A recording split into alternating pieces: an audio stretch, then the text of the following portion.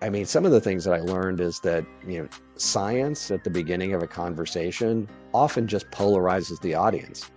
Those who agree with you more, but those who disagree actually end up disagreeing more. And the plant-based companies did make a lot of those mistakes. And, at the time, they often talked about if our products are cheaper than traditional hamburger, we'll win the war.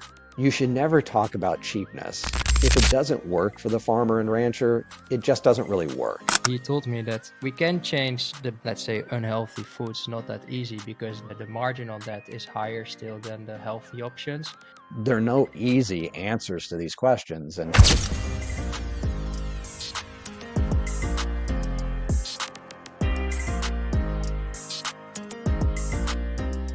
So, Jack, thanks a lot to come to Tomorrow's Bites. We are such honored to have you as a guest. You have an impressive career. I think you are going to bring us great insights to the podcast, and we're really excited. But the first question we do is not so much for us, but for our audience and also for you, because it's a chance to describe yourself. So, Jack, who are you and what mission are you on? Sure. I'm Jack Bobo. I'm the executive director of the Rothman Family Institute for Food Studies at the University of California in Los Angeles. My personal mission is to de-escalate the tension in our food system so that we can all get about our business of saving the planet in our own way. An easy one, no? No. Let's dig a little bit into your journey and into how you've end up where you are right now and also all the things that happened. But I wanted to ask you if you could share a moment in your journey that shaped your vision about food.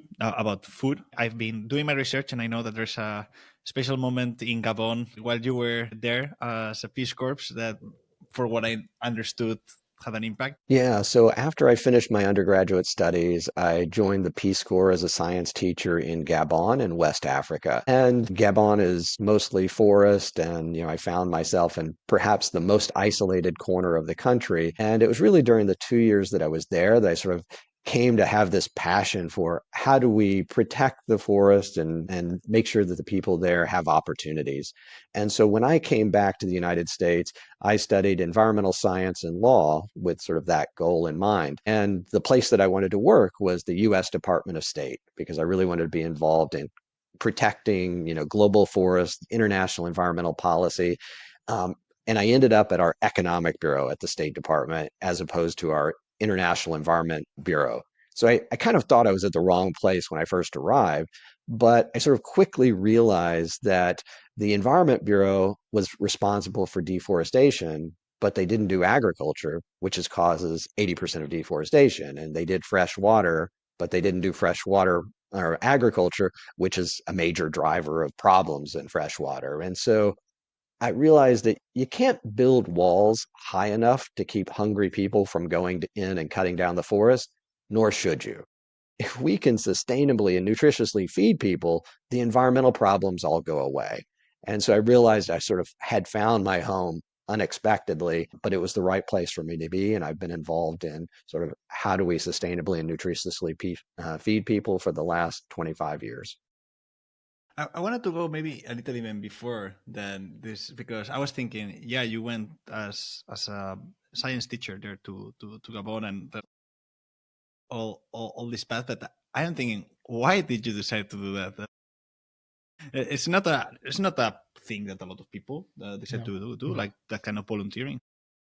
Yeah, well, I think for a lot of people, when you finish your undergraduate studies, many people know what they want to do with their lives, but for me, I was still trying to figure out what I wanted to do for with my life. And for many people, you go into the Peace Corps to read a book, write a book, or decide what to do with your life. And for me, it was really that last point that, I wanted this opportunity. It wasn't something that was likely to happen later in life. And so I had sort of this unique moment where I could go and spend 2 years finding myself and hopefully doing some good in the world.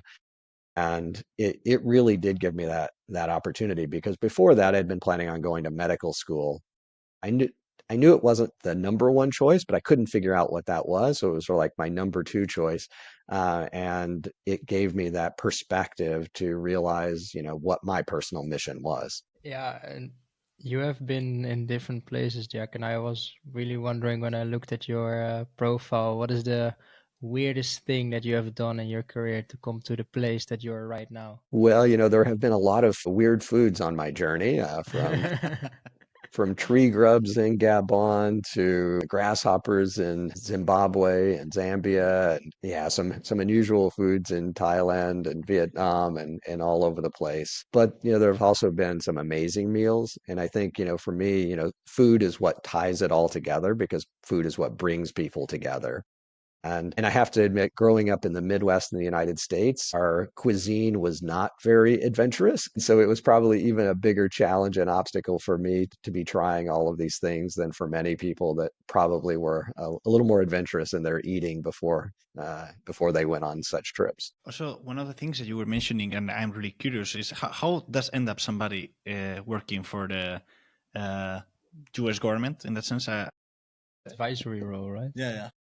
How how was the process, and what did you learn? Also, that I'm really interested from working from a political perspective. Yeah, so I had a pretty diverse, even though I spent my entire career in our Office of Food Policy, I spent my first few years focused solely on Africa food policy, then a few years covering Asia food policy, then Europe food policy. I ran our global biotechnology program for a while. And then my last few years, my only job was giving speeches. So I had an unlimited travel budget. I could travel anywhere in the world and just talk about the future of food, the role of science, and how do we better communicate and engage with the public. So I had this, and I traveled to 50 or 60 countries at the time, meeting with governments and universities and companies and communities. Uh, I mean, some of the things that I learned is that, science at the beginning of a conversation often just polarizes the audience. Those who agree with you more, but those who disagree actually end up disagreeing more. And so, and I love science, and I'm sure you guys love science, and Yes. that turned out to be a real problem. And so I went back to my psychology roots of undergrad and started reading about cognitive psychology and marketing and advertising, trying to understand how do people come to believe what they believe and know what they know, and when do people change their minds? And so that for me has been a big part of my journey all along. And part of what I'm doing at the university right now is looking at how do we talk about things in a way that brings people together to solve problems? Because one of the things that I noticed in government is that, the State Department is very focused on diplomacy, and diplomacy is generally about finding mutually agreeable solutions. Whereas, if you look at our Office of Trade Policy at, the US Trade Representative, they want to win. They want to have a trade deal that's good for the American people and best for the American people. Yeah, Whereas at the indeed. State Department, we're like, well, it has to work for both sides. Otherwise, you don't get a new trade deal 10 years from now. And so, so there were a lot of lessons I learned about, how do you approach problems in a way that, you build trust, you build relationships, and you look for solutions that work for people on the ground. Yeah, it sounds mainly about communication, right? If we can phrase it in one word. That wonders me a lot because it's very funny that you say, like, if we go into a scientific discussion, you'll get leading in a more polarized debate. Um, and then you dived into what is then changing people's minds. What are the reasons why they are following one person instead of the other? Um, can you give us maybe some insights around that? Because I'm very curious. Like, what did you learn? What are the main factors that led people believing certain things? Yeah, we could spend hours talking about this one. At one point in my career, I spent a lot of time working with alternative protein companies, so plant-based companies, cultivated meat, and things like that. And I remember one time I was giving a speech, and I asked the audience, I said, how many people in the audience want to sell their product? And I put a picture up of vegan dude, and I said to this guy, and then I put up another picture and I said, or do you want to sell your product to Bacon Gal? So are you looking, who is your customer? And they all said that it was Bacon Gal. And I said, but why is it that I look at your marketing and it's all focused on vegan, dude? You're trying to convince me of the immorality of the food I eat, and you're trying to say I'm an evil person and I need to stop being evil and come and join you. And the reality is that most people won't buy their products because they believe what the founder of the company believes. They'll buy it in spite of it. Like, you have to get your moral view out of the way of them enjoying your product. And, that's part of the challenge, is that, when many of the people sort of are true believers in the cause they're trying to do, but to be successful, people just have to like their product. And it's very hard to change people's minds, but you really just need to change their behavior. Like, I don't have to convince you to be vegan to eat vegan food that tastes great.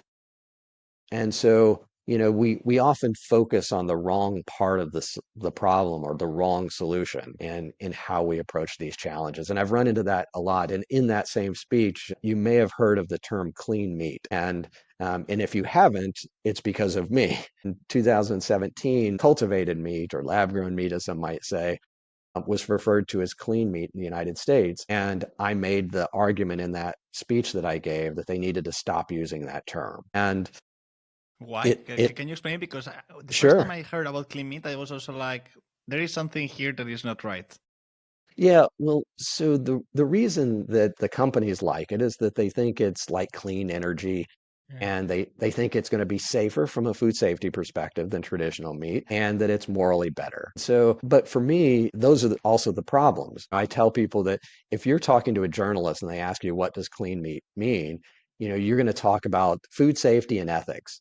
And you should never talk about food safety and ethics to a journalist. I mean, that's not a winning conversation. And it's also a moral statement about your consumer. If the meat they like is dirty meat, well, that means they're a bad person. So most people, when they first hear the term clean meat, they don't understand that it has moral implications. But over time, they will come to understand that, and that they will come to understand that the companies are making a moral judgment about them.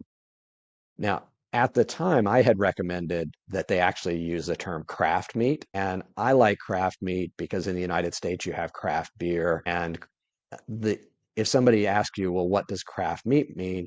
You end up talking about quality and place. Those are two things that are not inherently associated with cultivated meat. And it also has no negative connotations to traditional meat. So, like, it has this virtue of not, making anybody mad, but also potentially having some positives.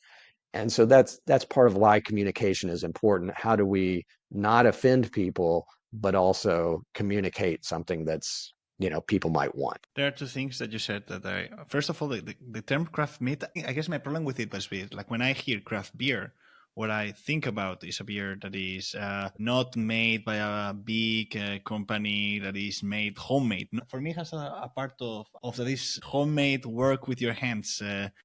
And something, and drastically speaking, cultivated meat could be like that, but cultivated meat at the same time has this thing that is not the real meat, no, like not the real meat, like as we know it. I know that then becomes a little bit like terms wise, but I believe that when I associate craft in some way to homemade. I don't know if you would be with me in this. I mean, it's with craftsmanship, no?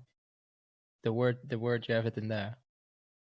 Yeah, so, well, when I say it, well, two things. One is craft beer, or beer in general, is produced through fermentation in large metal Yeah, tanks. And so indeed. the process, in fact, is quite similar. But if you have a craft beer that is selling into the market, they're probably using 10,000-liter containers. And so if you were to walk into a facility that was producing craft meat or craft beer, it would actually look remarkably similar in terms of scale. And in fact, every craft brewer in the United States is bigger than every craft meat company in terms of the facilities and production volumes that they have today. But it's really that locality aspect that I was thinking of, that, you could have Upside Foods as Yeah. one of the cultivated meat companies, and they could have Upside Food San Francisco, Upside Boston. And so they might have local production that's actually a different recipe, so to speak, that would appeal to consumers is like, well, I really only like, upside Memphis, because it's got a little smokier flavor or whatever to it. But I think the real thing is that when you're communicating, you need to have a story, you need to connect to the consumer, you need to not offend them. And there are a lot of these things that seem obvious, and yet plant-based companies are consistently offending some of the consumers that they should be trying to attract in the language they use. And the other thing I wanted to, because you were talking about the morals of the terms and how by implying that something is clean, you don't buy that. You're buying like the dirty, not the bad one. But something happens like that with the fair trade as well, no?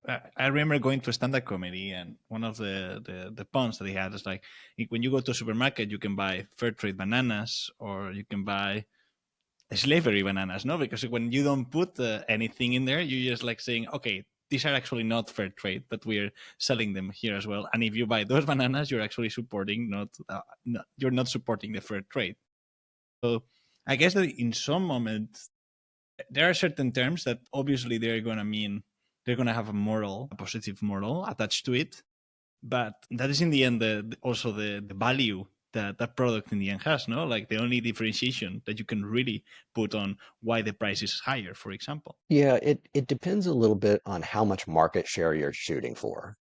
So fair trade bananas can only exist because most bananas are not fair trade, and they only have a premium because most bananas are not fair trade. That's how you have a premium, is by being, a niche product. And if your goal though is to be 90% of the market, at some point you have to be pushing the concept that these other bananas are evil.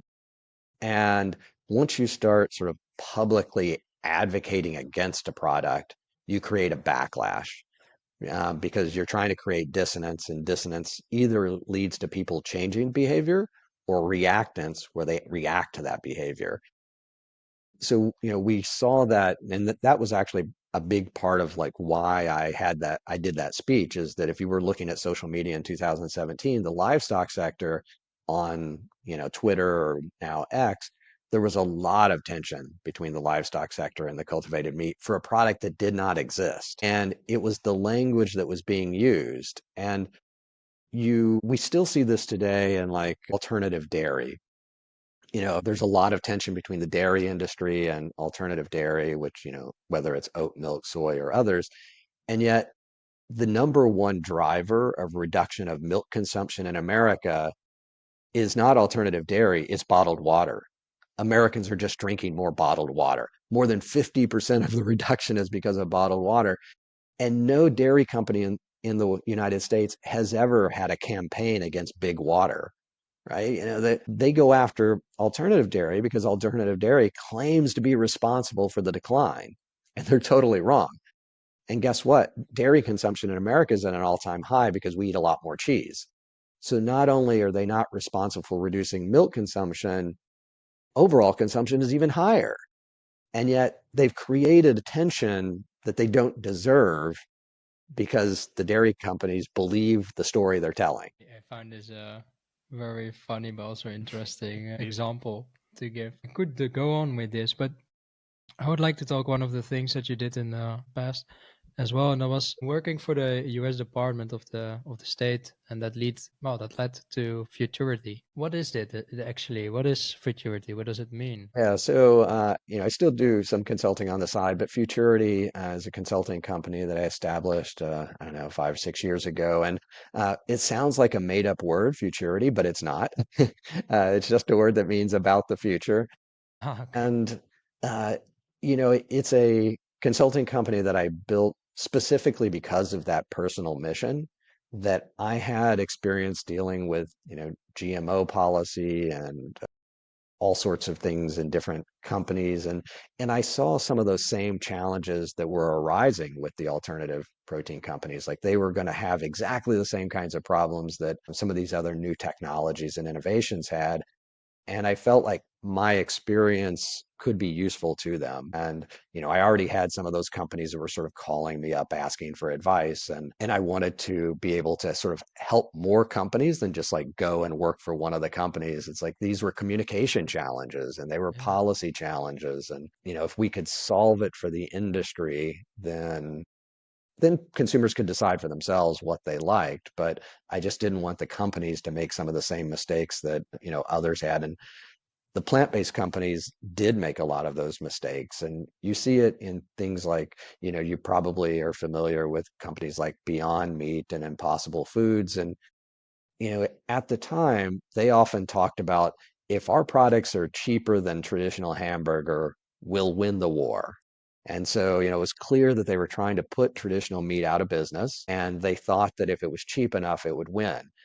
And they don't understand psychology and they don't understand economics. The psychology problem is that you should never talk about cheapness.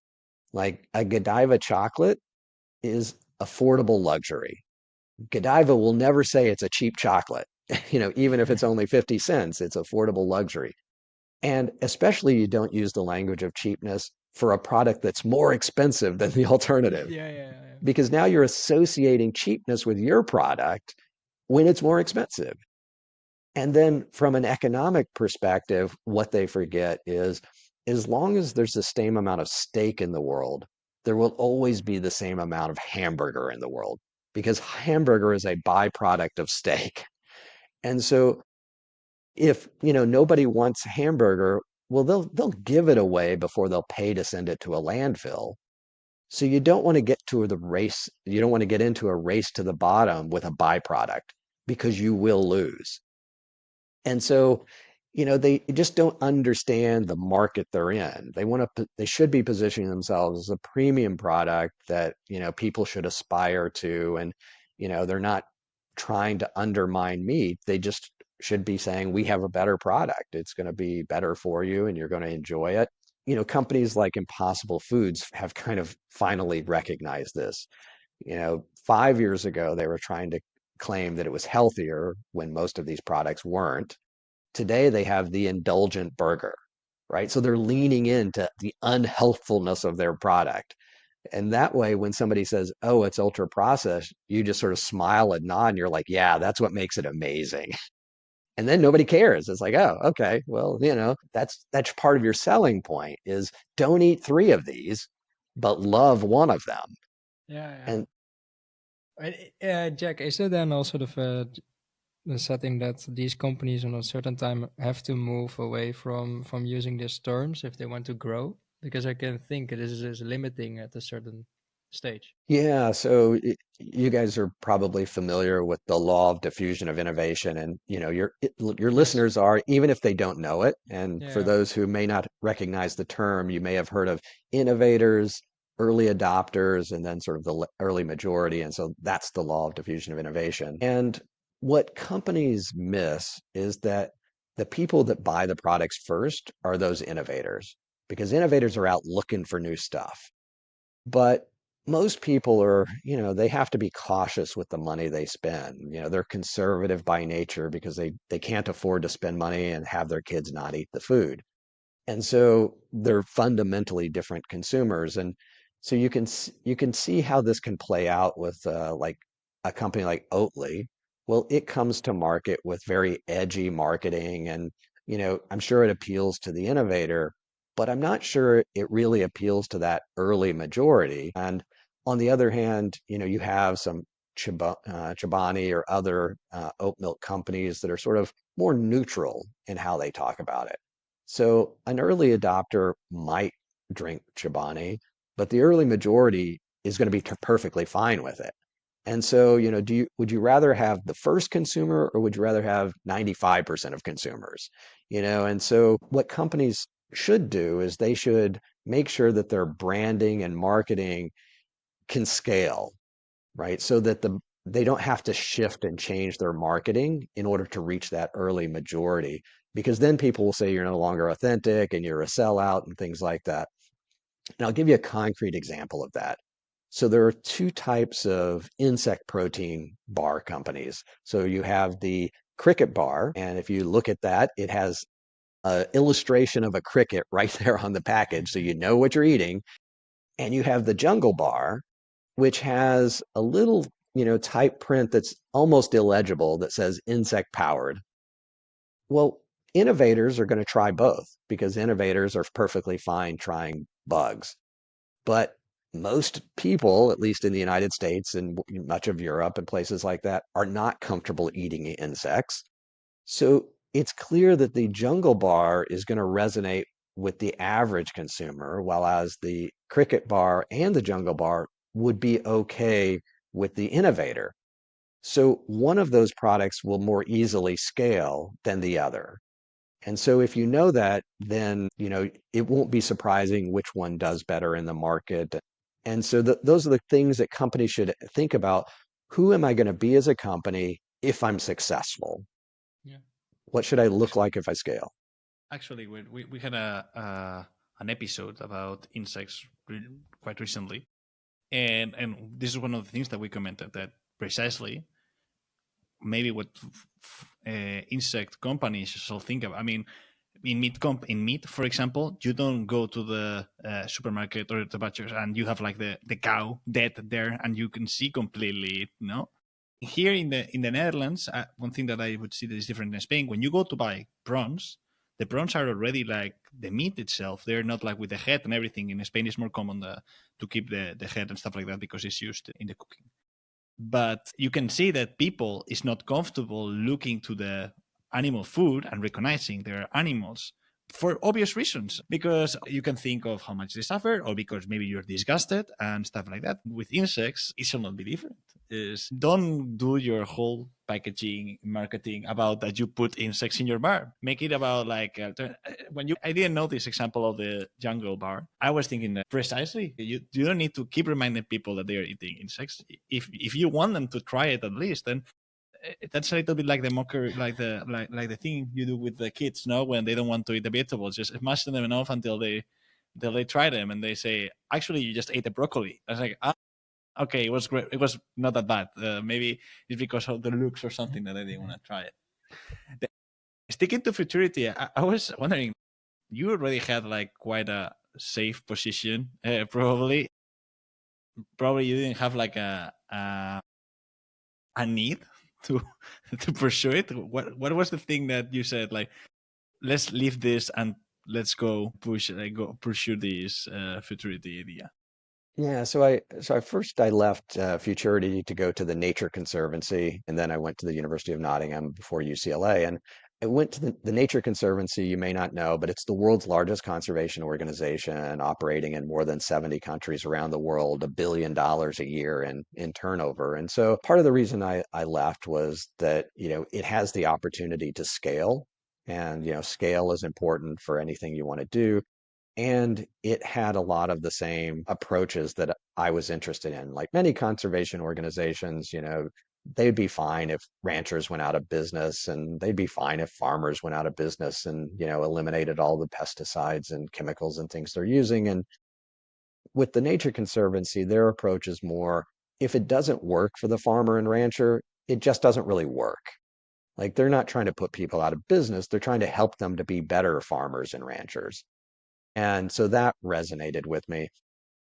In the end, though, part of the challenge with the Nature Conservancy is that they don't go all the way to the consumer. They're not a company that's like trying to shift consumer behavior and other things. And I think that's the right policy for them.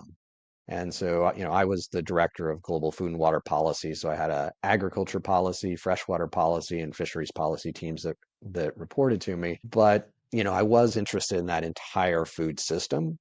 And so I had this opportunity to go to the UK to launch a new food systems institute. And I'm sure many of your listeners are not familiar with the University of Nottingham, but it has hundreds of researchers that touch every part of the food system.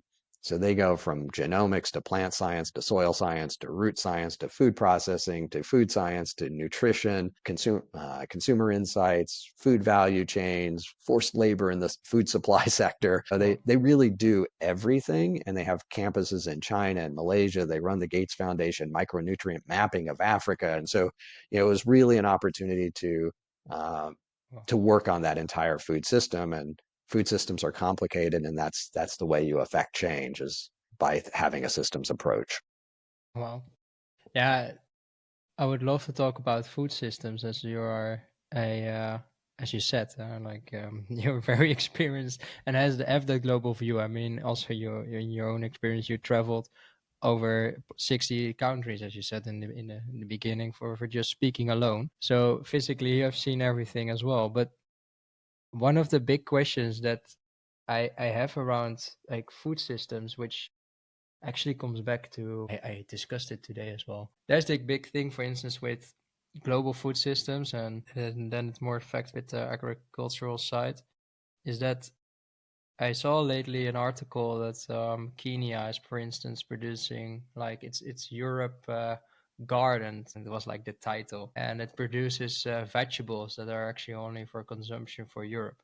So as you have a stable climate in Kenya for that sense, I wonder. So they produce for us, we deplete their soil, they ship their food products to us, and we are not paying anything for that, right? Like we don't pay for the depletion. And then also on top of that, I also found that Africa is importing a lot of fertilizers from companies which are also developed in Europe. So it's like a win-win situation for Europe in that sense. How do you think that we can change these type of food systems? Yeah, so I tend to think of it not in terms of good and bad and right and wrong, but mostly in terms of just choices and consequences. Like, what are the trade-offs of doing things differently? And so, one of the trade-offs of not producing that food in Kenya is that, they don't get the foreign exchange and they don't have the money to import fertilizer for their traditional crops. And so, it almost always comes back to it's complicated. Yeah. There, there are there is a need to ensure that there is fairer trade. And, it's certainly true that the balance of power lies with the companies and with the governments in Europe and other places. So those are sort of valid, concerns to have. But, for the most part, farmers in Kenya, they would like to have access to better inputs. But today, many of them don't have access to improved seed varieties. And I'm not talking about genetically modified seeds. I'm talking about even to hybrid seeds or the ability to purchase seeds. So the seed markets are not particularly good. And so if you can have foreign companies that help to create seed markets, then those seed markets can benefit, producers across those countries. And so, there can be trickle down effects to the benefits. Once you have access to fertilizer in the country, some of that fertilizer is going to make it to different people. So so you're not wrong about any of those concerns, but the alternative of not doing any of it doesn't lead to economic development and improved, farming practices either. When I was dealing with things like, genetically modified seeds, one of the concerns was that, patents on seeds would make it impossible for like the smallholder farmer to access those seeds. But in most of Africa, there are no patents on GMO seeds. So, and people still have no access to it because a GMO seed or even a hybrid seed, it's not like a drug from India where you can just, it's produced in India and it's imported into Kenya and people can get it at a reasonable cost. Seed varieties, somebody has to spend 5 to 7 years testing it, making sure that it works as it's supposed to in the Kenyan environment, and then put it into a seed catalog to make it available. And if you can't make any money because you can't, anybody can just use the seed the day you sell it, well, there's just no money in seed varieties in those countries. And so having no access to patents and no variety protection doesn't make things freely available, it makes them inaccessible.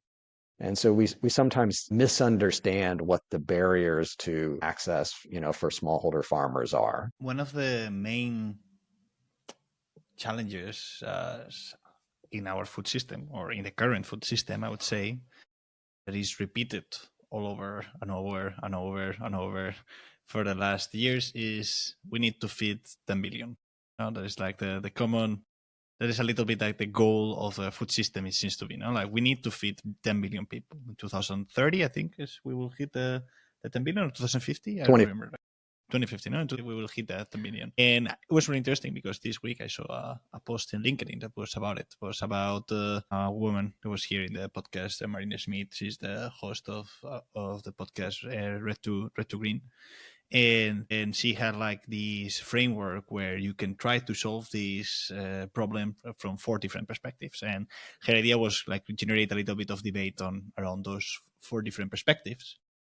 But what I found really interesting is the people that was saying, actually, we don't need to feed. Like it was like marking like the we, don't need to feed the million people. And what I understood by their comments was that they were meaning that it's not a responsibility of, for example, let's say Western societies of feed all the people in the world, but that it shall be that there is a growth in local food systems that would allow people to feed themselves. No, let's put it like that. I wanted to know from your perspective, what is in your mind the way that we have to go with the food security and with this challenge of the 10 billion? Yeah, so again, it's complicated and there will be trade-offs.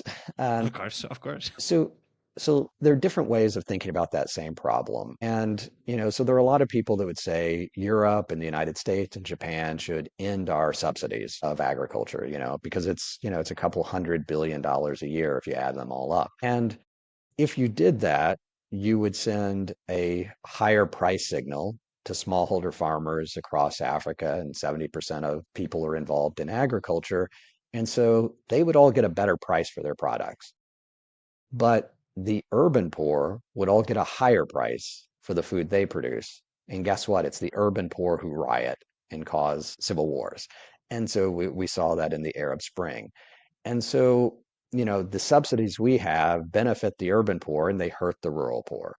And, that's just part of, global trade. And I'm not saying which is right or wrong, but if you were going to end subsidies, you'd have to do it in a way that didn't cause, massive disruption. And, some people would say, well, we lose a third of food to food waste. And if we just didn't do that, we'd have enough food to feed everybody. Well, again, that's complicated because, in low-income countries, it's mostly pre-consumer where you lose food, and much of it's on the farm. And in high-income countries, it tends to be post-consumer is the largest area of loss. And so it's lost in different ways. And food waste is not one problem, it's 100 problems because every food is wasted in a different way. So tomatoes are different than potatoes. In most Western economies, three of the most wasted items are bread, potatoes, and apples. And each of those is just wasted in a different way. And let's imagine for a moment that we eliminated food waste in Europe. So a third of food is not wasted. Well, if you don't waste food, then you don't buy food. And if you don't buy food, people don't make food. It's not like the food is magically sent someplace else, for free. It just doesn't get produced. The world has the capacity to feed probably 20 billion people if there was enough money to buy that food. Like American farmers would plow up tens of millions of additional acres if there was a high price signal. You wouldn't be planting forest in Europe if people needed food and could afford to pay for it. And so not wasting food doesn't create free food. And so again, we need to think about what those market signals are. And in order to build or produce food locally, well, you need local seed markets, you need access to innovation and more tools, you need access to finance. So there are all sorts of precursors that allow that to happen. And not, sending food from Western economies or high income countries doesn't create that infrastructure because most low income countries would like to be producing more of their own food, but there's a Millennium Challenge Corporation as a US government aid program that provides funding for big infrastructure projects in about 20 plus countries.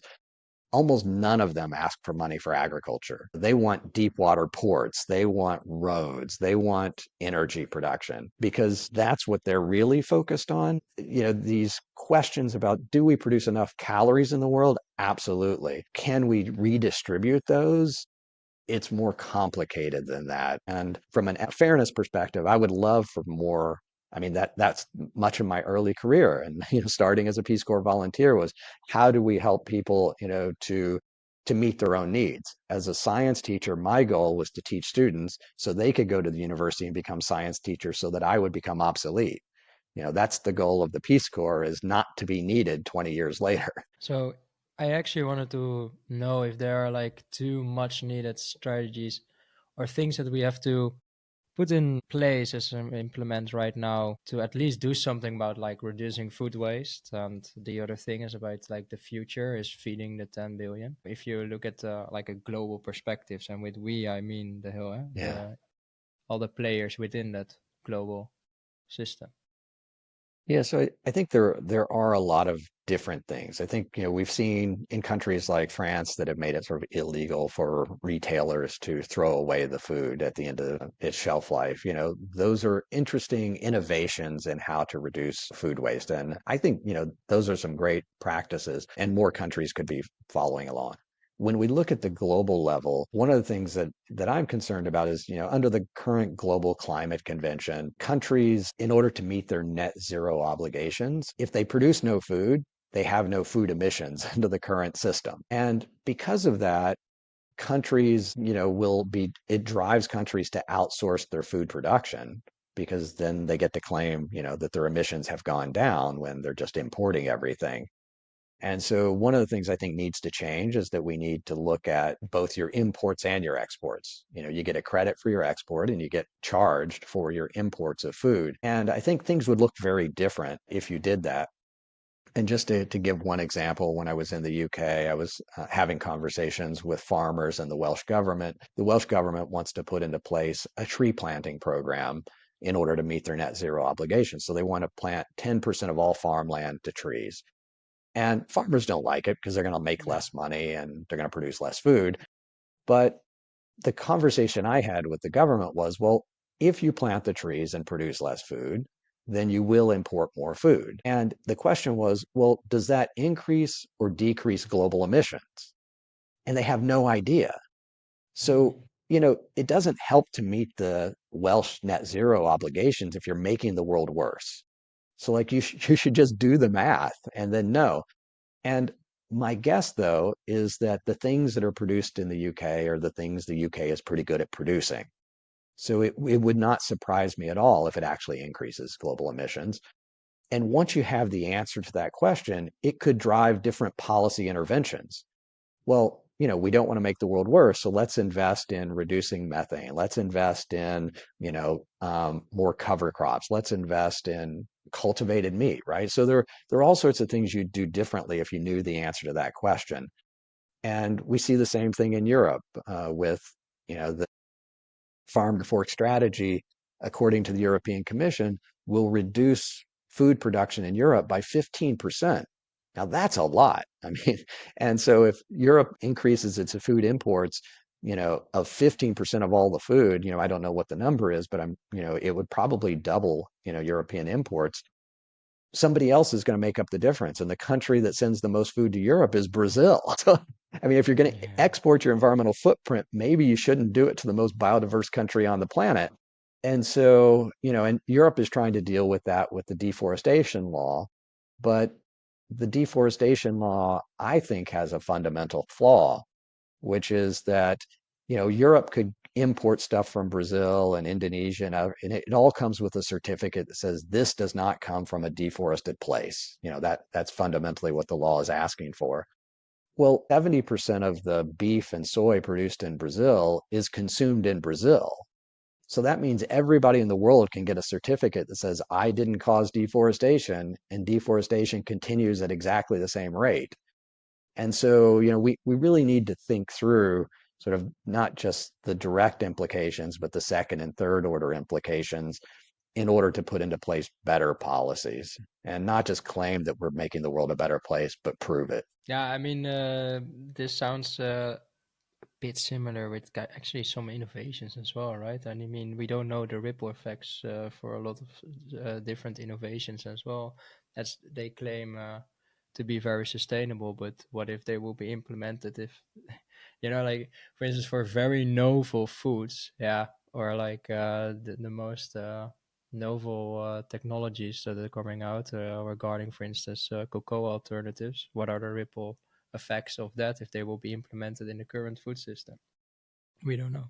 Yeah, but I think, we need new innovations and we just need to continue to monitor them and not Yeah, just assume that they're going to be silver bullets, but, at some point we have to prove that the reductions or the improvements in sustainability are actually delivered. I agree to that point. Since you are really focused on the part of agriculture and how it has an impact in the greenhouse emissions and also in deforestation, I am wondering how does agriculture indeed needs to change in order to reduce the environmental impact? Yeah, it needs to change in lots of ways. And of course, it has changed in lots of ways. I think we often focus on the problems of agriculture today, and they're real and they're big and they're going to get worse.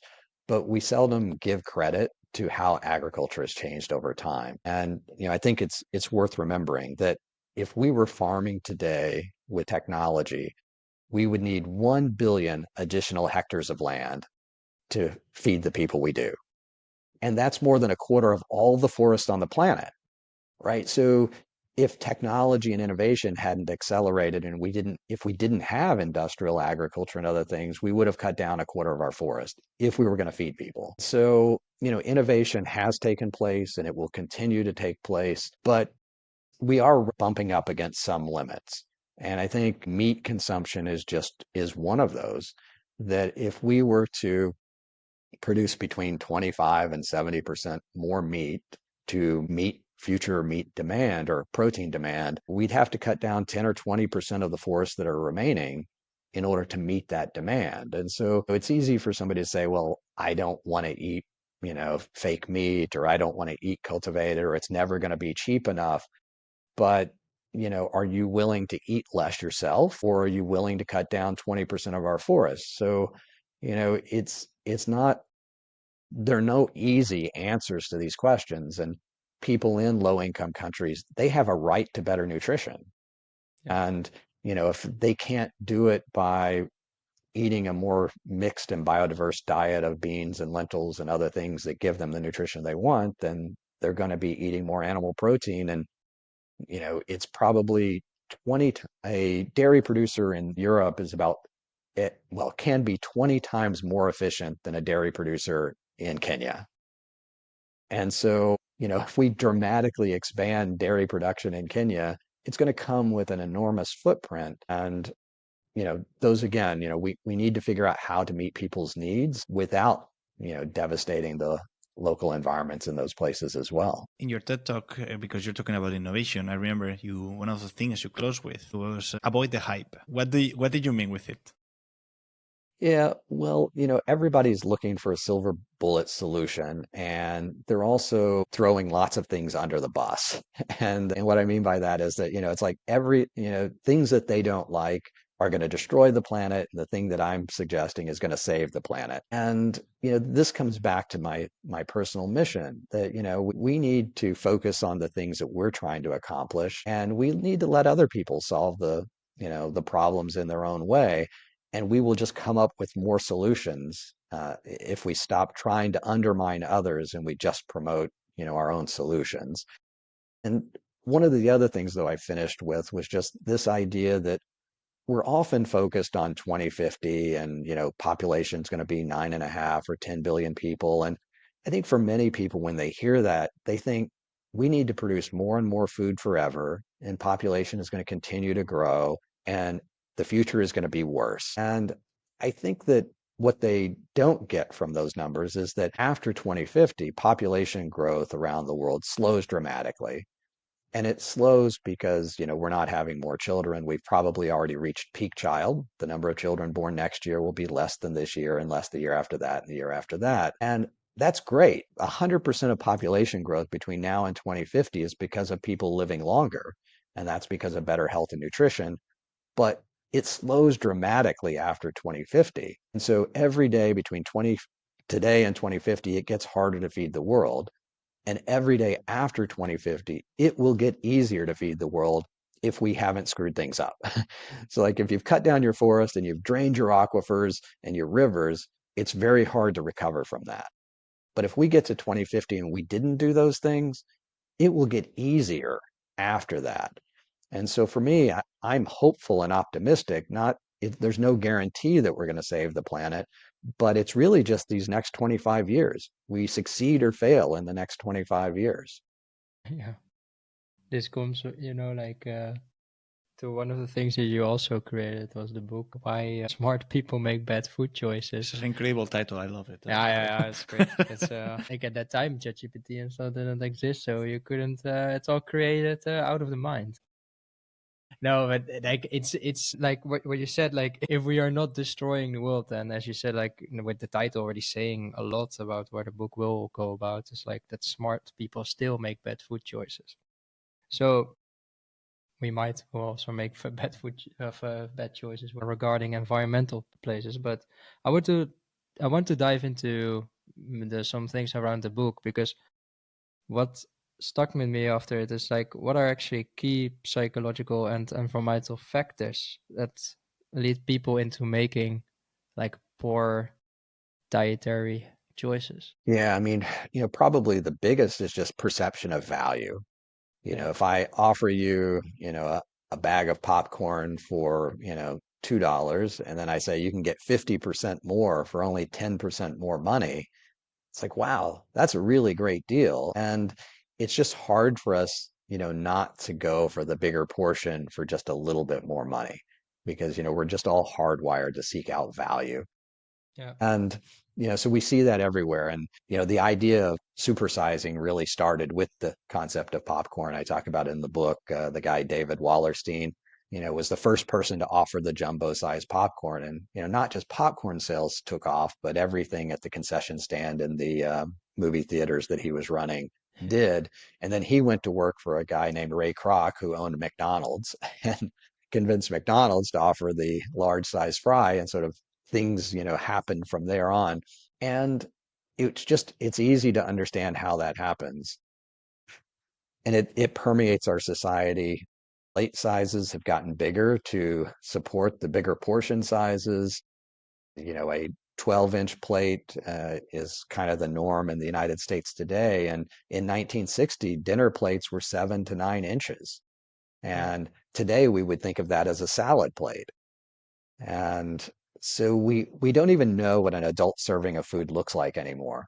And so to help your listeners to think about it, imagine you went to a McDonald's and you bought a kid's meal or a Happy Meal. You'd get a hamburger, you'd get an order of fries. Well, the fries in a kid's meal are a large fry from 1972. So it's bigger than a regular fry in 1955. And the soda would have been 6 ounces. So think about that. A hamburger, a small fry, and 6 ounces of soda was an adult serving of food. Even in Europe, I think most people would think that's not an adult serving of food. And so things have changed a lot. Like onto this, it's an environmental issue, as you said. It's not necessary that the people, like what changes over time, which you also talk about in the book, is basically that the environment. Now, well, the environment just changed. One of these things is increasing portion sizes. Other thing that I question and what I had like lately a conversation about is, for instance, also it is now in our system, right? This earns money for a company, and then it's later on invested in something else. So it's in a system. They cannot easily reduce this way, otherwise it will have not so good results for their revenue. And the same happens within hospitals. Like in hospitals, you have still very like bad food laying. And I always question like why is the hospital not a place where like patients walk in and they showcase everything how you should live a healthy life after. So every patient walks out like, I should eat this type of food, like it's like an example for living a healthy life, but it isn't in that case, because also there you struggle with things as well, the economic system. How do you change certain things? Because one of the people that was running in the catering and stuff there, he told me that we can change the, let's say, unhealthy foods not that easy, because the margin on that is higher still than the healthy options, and they sell it more often, right, in more units. So there's a cost onto it to change it, and basically it will just not be beneficial for the catering. So how do you change such things within in the, yeah? Yeah, and these conversations are happening, I think, across Europe and many parts of the world, and it relates a little bit to things like ultra processed foods. And but making cheap food expensive doesn't make good food cheap. And so that's part of the complication of it, is that you just have to increase budgets. So if you wanted healthier food in hospitals, you have to have a bigger budget. It's not that ultra processed foods are, they're becoming a bigger portion because budgets are getting squeezed.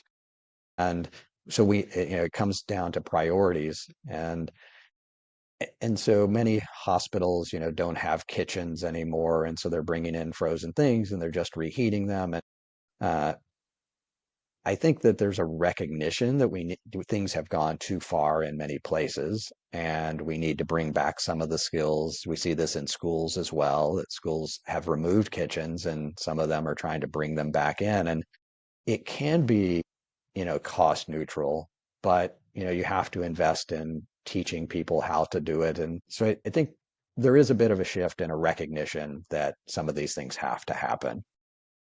But I do think that, it's gone way too far in the wrong direction. And it doesn't necessarily help to focus on the companies as sort of intentionally doing anything. I often hear that, they're making us addicted to whether it's sugar or processing or other things. If one company chooses not to do it, well, they just make less money and somebody else gets more market share. And so, I in the past, when I wrote the book, I was probably less of a fan of policy interventions. I would have liked for us to work with society and create social norms in order to Hmm. help us shift our behavior. In retrospect, I probably would have said this is probably a good area for government, that if industry can't create voluntary programs that they can follow and deliver reductions in sodium and sugar and portions and other things, well, then they should actually ask government to help them do it. Because if everybody was limited in, the portion sizes they could offer or the amount of, sugar or sodium and other things, then it would be a level playing field. They might not like it, but they wouldn't be unfairly competing with another company that didn't have the same moral constraints that they do. And so we need to find ways of delivering. And in the United States is ahead of the rest of the world, but every country is following. 42% of Americans are obese, 75% are overweight or obese. And So, before 1975, the rates in America were lower than most of Europe. So I know that people today, your age probably say, oh, America, Americans have always been big. But no, it's 50 years. The entire problem has arisen in just 50 years. And we looked exactly like Europe, just 50 years ago. And so Europe will look just like us 50 years from now if we don't shift. And so it doesn't help to say, well, that's an American culture problem. It's just going to be a culture problem in yeah. the future. And I don't know if you guys want to talk about some of these diet drugs, but I think, that's perhaps the one thing that's going to change things fastest in the next 5 or 10 years. I didn't have a question about it particularly, but it's true that we're reaching a little bit the end of the podcast. So maybe for I the would second part. love to do a second. For sure, it's going to be for the second part. It's going to be discussed. Now, I wanted to talk about the future by talking about the present, and this was because before the podcast we were commenting it. Right now, the U.S. is living a super dramatic situation in LA, in California. I don't know how many hectares of forest has been already burnt around the area, but I remember like seeing yesterday like a post explaining like the equivalence, and I was like, it's just like crazy. And humans, we tend to be people, societies that act much more when we see the risk, like when the fire is already here than before the fire. So as societies, we tend to be no cautious. Do you believe that things like this are going to, in some way, push and ignite environmental changes that affect positively the food industry, or do you think that it will fall as an anecdote in some moment? I think a lot of this comes back to communication. If how groups talk about this polarizes the conversation, then those who are not sort of believers in climate change or don't believe that we can change the impact of climate, then they could just further polarize it. But you could also talk about it in a way that actually brings people together to solve a mutual problem. I don't think we know how it's going to fall out. But, you already see political sides using it in their own interest. Some are going after the mayor and the governor as, they caused this problem. Yeah. I think a moment will come when we need to assess who has responsibility and what could we have done differently. But there is a risk that just divides the community, and then it makes it harder to make the kinds of hard choices that we probably need to make when we rebuild and when we prepare for the next crisis. Yeah, I mean, I'm Spanish. I'm actually from the Valencian area. And of course, not so long ago, we had the floods that were also really dramatic in there. And at first, it was a great moment of humanity, all the people helping in there. It was really beautiful. But little by little, progressively, became a game of, no, the governor should have done this. The governor is a different party from the prime minister. The prime minister should have done this. And all of a sudden, became political. It's like, no, please. Then not to start with the polarization now, because what we need to talk is about like what are the actual causes. Of course, we need to procedures and to prevent this and everything, and that was bad organized. But at the same time, it's like there's a bigger thing that we cannot control that we should also put remedy to. I was just going to say that, I mean, the fact that we might have made better decisions if we knew what was going to happen doesn't mean we didn't make decent decisions based on what we knew at the time. And we saw this a little bit with COVID. Like people kept saying, oh, we should have had bigger inventories and we should have had shorter supply chains. And those were the lessons a lot of people learned from COVID. Well, short supply chains are really good when the problem is someplace else. But what if the problem is in your own backyard and you don't have access to global markets? So they could have shifted one problem for another, or bigger inventories. Well, inventories are great when you have a problem, but 99.9% of the time you don't have a problem. So that means higher cost almost all the time, so that someday maybe you're prepared and you have a 1 week buffer. And so, yeah. Indeed, completely. And we always have two questions to end up the podcast, but Yes. I would like to at least leave the last question before that one is, what is the message that would you like to give to the people that works in the food industry regarding the Challenges. future? Yeah, so, the next 25 years are not just the most important 25 years that there have been in the 10,000-year history of agriculture, and they're the most important 25 years there will ever be in the history of agriculture. And that's why we need to get it right.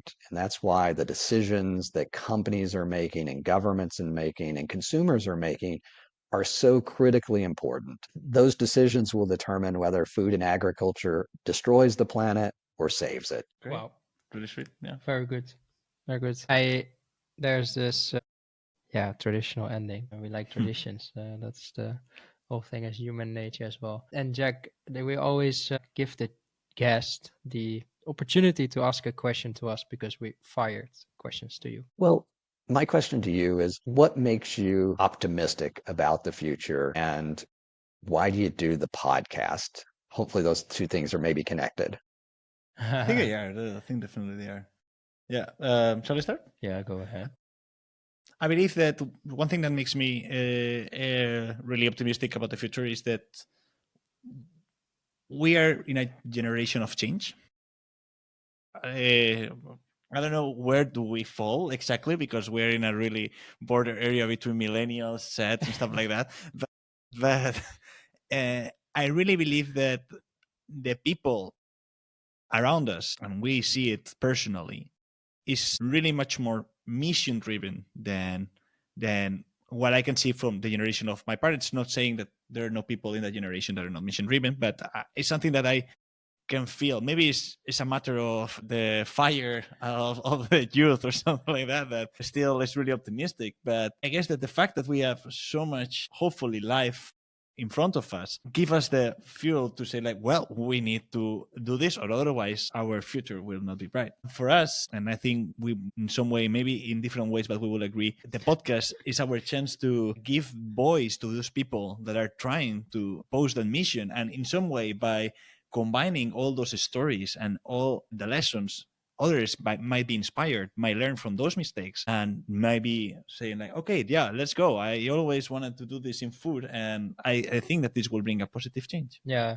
I agree. On top of that last thing is basically was a bit done with all the negativity around food and egg. I know all the problems, right? I just want actions and want to showcase those actions. I believe that is what is necessary. And for my own motivation, like to be optimistic, I believe that it is possible. Like after several talks, I know all the innovations, we have it a lot. There are just certain hurdles that are also known. Yeah, I believe the change can happen and in the good direction, and you see it already slightly. I mean, I think one of the big trends is that consumers are now very, very much more eager to know about their health and questioning a lot what they consume. That is an overall trend, I think, what you already see. So, yeah. Now the sustainability part. Yeah. And just to keep it optimistic, the last question is one that is always brings joy, connects people, and is really easy. Don't worry. What is your favorite food or dish? What's my favorite food Yeah. or Yeah. dish? Well, I would probably say almost any type of Indian food. So spicy, Indian, I'm going to be happy. So next Okay, time we get together, we'll go out for Indian food. yeah, Nice. yeah. But Indian food. okay, I but agree. then I say, only what are you know. gonna order? What are you gonna order? I'm going to order a vindaloo, and it could be chicken, it could be a tofu. Probably depends on who's sitting there with me. I am the most basic in Indian food, but just because I discovered butter chicken like a couple of years ago. I am like, yeah, I love it, and it's in every Indian restaurant. And I think it's because it's the simplest of the of the dishes of the Indian gastronomy. So lucky me. Well, Jack, it's been a blast. We had Yeah. high expectations about this conversation. I'm not gonna lie, and it's worthy of a second, third, You maybe say that monthly after the podcast. I don't podcast. know because it's been really great. We're really thankful for you dedicating the time. We're also really grateful for the job that you're doing. Yeah. For anyone just interested on it, Jack makes super nice posts in LinkedIn, so I would recommend anybody to follow it. Every time I see one of your posts, I'm like, oh yeah, I'm gonna read this for sure. I think I'm gonna learn something valuable. Thanks a lot, Jack. Yeah, I only agree. Thanks a lot, Jack. It's very, very, very noticeable, this session. A lot of things just shared. Thanks for having me.